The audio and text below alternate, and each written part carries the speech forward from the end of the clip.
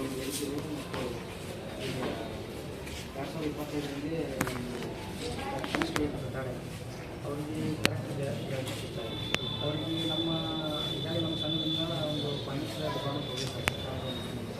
ಅಂದರೆ ಪೆನ್ಷನ್ ಕೊಡ್ತಾರೆ, ಕನಿಷ್ಠ ಒಂದು 5,000 ರೂಪಾಯಿ ಪೆನ್ಷನ್ ಮಾಡ್ತಾರೆ. ಈಗಾಗಲೇ ಒಂದು 2 ವರ್ಷದಿಂದ ಎಲ್ಲ ಫೈಲಲ್ಲೇ ಓದ್ತಾ ಇರೋದಂತ ಅದನ್ನೊಂದು ಕೊಡುಗೆ ಮಾಡಬೇಕು.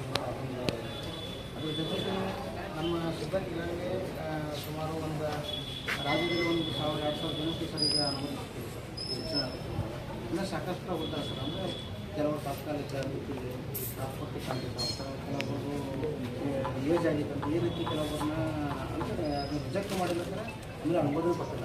ಹಾಗೆ ಇದನ್ನು ಇರ್ತಾರೆ ಸರ್. ಅದು ಹೆಚ್ಚು ನಮ್ಮ ಬೆಳಗಾವಿ ಜಿಲ್ಲೆಯಲ್ಲಿ ಆಗ್ತದೆ. ಎಲ್ಲ ಕೆಲಸ ರಿಲೀವ್ ಮಾಡ್ಕೊಂಡು ಬಂದ ನಮ್ಮ ಜಿಲ್ಲೆ ಹೆಚ್ಚು ಅದಕ್ಕೆ ಅವ್ರನ್ನೂ ಸಲ ಇದರಲ್ಲಿ ಒಪ್ಪಡಿಸ್ಬೇಕು ಅನ್ನೋದು ಒಂದು ನಮ್ಮ ಸಂಘದ ಆಸೆ. ಅದ್ರ ಜೊತೆಗೆ ಈಗ ಮೊನ್ನೆ ನಮ್ಮ ಶಿವ ಸಾಹೇಬರು ಒಂದು ಕುಂದುಪಟ್ಟ ಸಭೆಯಲ್ಲಿ ನಾವು ಕೊಟ್ಟಂಥ ಮನೆ ಪ್ರಕಾರ ಎಲ್ಲ ತಾಲೂಕು ಪಂಚಾಯತ್ಗಳಲ್ಲಿ ಒಂದು ಡೈರೆಕ್ಟ್ ಮಾಡಿರ್ತೀವಿ. ಅದರ ಪ್ರಕಾರ ನಾವು ಆ್ಯಕ್ಚುಲಿ ನಮ್ಮದು ಹೆಮ್ಮೆ ಯಾಕಂದರೆ ಎಲ್ಲ ತಾಲೂಕಲ್ಲಿ ನಾವು ಮೊದಲೇ ಫಸ್ಟ್ ರೈತರು ಮುಂಚೆನೇ ನಾವು ಕುಂದುಪಟ್ಟ ಸಭೆಯನ್ನು ನಾವು ಮಾಡಿದ್ದೀವಿ ಸರ್. 2 ಕುಂದುಪಟ್ಟ ಸಭೆಯನ್ನು ಮಾಡಿದ್ದೀವಿ.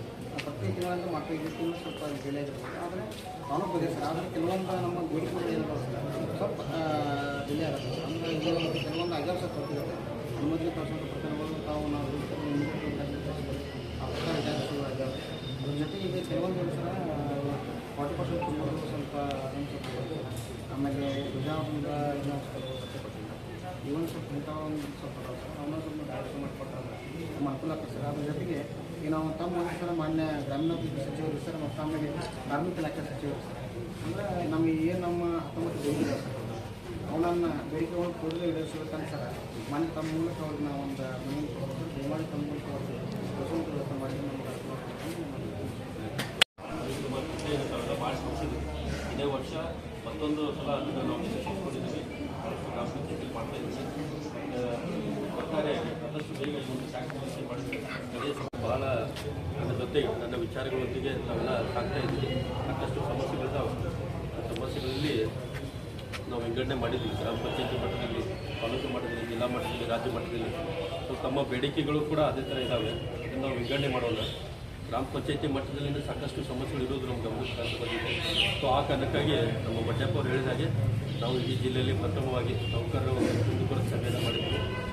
ಸೊ ಅದರಂತೆ ನಾವು ಪ್ರತಿ ತಿಂಗಳು ಕೂಡ ಅದನ್ನು ಮಾಡಬೇಕಂತ ಶೆಡ್ಯೂಲ್ ಮಾಡ್ಕೊಂಡಿದ್ದೀವಿ. ಈ ತಿಂಗಳು ಕೂಡ ಅದನ್ನು ನಾವು ಈ ಸಭೆಯನ್ನು ಮಾಡ್ತೀವಿ.